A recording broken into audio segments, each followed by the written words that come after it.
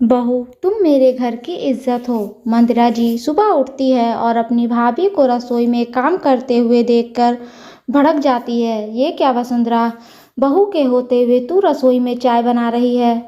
अब तो बहू आ गई है, उसे उठा। हम तो ससुराल में 4 बजे उठ जाते थे और तेरी बहू तो 5:30 बज गए हैं और अब तक सो रही है। अपनी बड़ी ननद की बात सुनकर वसुंधरा जी तसल्ली से बोली, जी जी, अपनी भाभी के हाथ की चाय पी लीजिए, फिर बहू को केवल चाय बनाने के लिए जल्दी उठाऊं, ये तो सही नहीं है।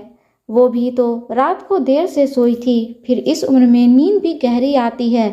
अभी जब तक कोई जिम्मेदारी नहीं है, सो लेने दो। यही तो दिन है, फिर बच्चे हो जाएंगे तो सो ही नहीं पाएगी। ये सुनकर मंदिरा जी चिढ़ जाती है। अरे भाभी, तुमने तो आते ही बहू को सिर पर चढ़ा लिया है, ध्यान रखना ज़्यादा भारी न पड़ जाए। वसुंधरा जी कहती हैं, मैंने बहू को बेटी माना है, सिर्फ दिखावे के लिए नहीं कहा है, अपने मन से कहा है। मंदिरा जी नाक मुँह सिकुड़ते हुए चाय पी लेती हैं और अपनी माला जपने और पूजा में लग जाती है। 7 बजे करीब जैस्मीन उठकर आती है। बुआ जी प्रणाम, आशीर्वाद दीजिए। अपनी बुआ सास की ज़रा भी फिक्र नहीं है तुझे? अब उठी है तो कब नाश्ता बनाएगी?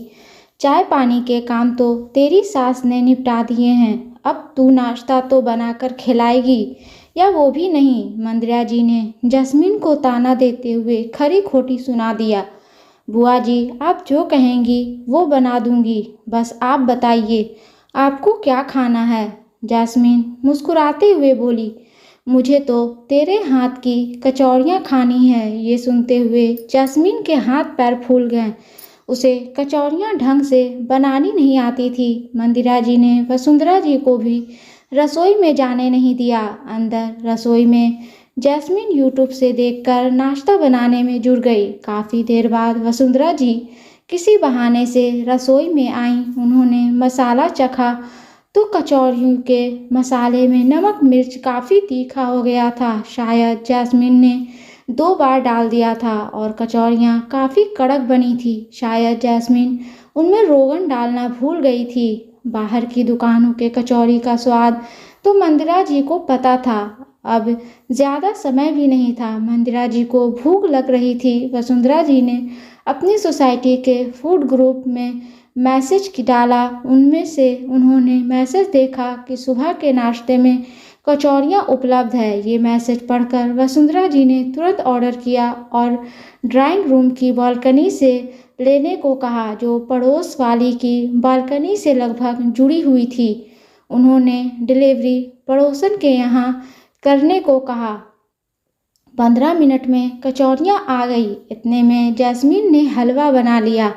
जैस्मीन ने फटाफट नाश्ता लगा दिया। उसकी बुआ सास को कचौरियाँ बहुत ही पसंद आई और वो खा पीकर नीचे बाग में धूप में टहलने क्यों चली गई। जैस्मीन ने अपनी सास को बहुत धन्यवाद दिया। मम्मी जी, आज तो आपने मुझे बचा लिया, वरना बुआ जी तो सब जगह मेरी जगहसाई करवा देती। बहू, तुम मेरे घर की इज्जत हो, आखिर मैं तुम्हारी जगहसाई कैसे होने देती?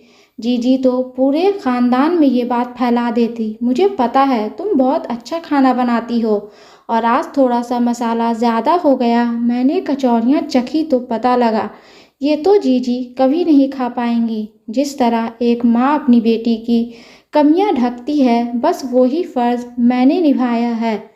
तुम्हारी कमी को छुपा दिया। बेकार ही जगत भर में ढिंढोरा पीटने से कुछ नहीं मिलता है। ये सब मैंने बहुत सहा है। जब मैं बहुत छोटी थी तब मेरी शादी करवा दी गई। मुझे ढंग से खाना बनाना भी नहीं आता था। ज़रा सी रोटी टेढ़ी मेढ़ी बन जाती या कच्ची रह जाती, मेरी सास पड़ोसियों को वो रोटी दिखाने आ जाती थी। हलवे में रंग नहीं आता तो मैं हंसी का पात्र बनती थी। सब्जी अच्छी नहीं बनती तो मुझे जलील किया जाता था। इन सब से कुछ ठीक नहीं होता था, बल्कि मुझे खाना बनाने में ही घबराहट सी होने लगी थी और अपनी सास में से मैं डरने लगी थी। समय बीता, मैंने अपनी सास की सेवा तो बहुत की, लेकिन उनकी मन से मैं कभी भी इज्जत नहीं कर पाई। वसुंधरा जी अपनी आंखें भिगोते हुए बोली, जैस्मीन, मैंने दिल से तुम्हें बेटी माना है। जिस तरह एक माँ बेटी के साथ रहती है, व्यवहार करती है, वैसा ही किया है। फिर बहू हमें माँ तभी मानेगी जब हम उसे पहले बेटी बनाएंगे। केवल किसी भी तरह के कपड़े पहनने की छूट देने से और नौकरी करने की आज्ञा देने से ही बहू बेटी नहीं बन जाती। बहू को बेटी बनाने के लिए उसकी छोटी छोटी परेशानी को उसके कहने से पहले ही सास समझ जाए और उसे सुलझा ले, बिल्कुल वैसे जैसे कि एक माँ करती है। जैस्मीन अपने सास के गले लग गई। उसे लगा जैसे वो उसकी अपनी माँ का ही आंचल हो और उसके आंखों से खुशी के आंसू आ गए। और बुआ सास को कभी पता नहीं चला कि कचौरियाँ कहाँ से आई और वो भी खुशी खुशी अपने घर चली गई।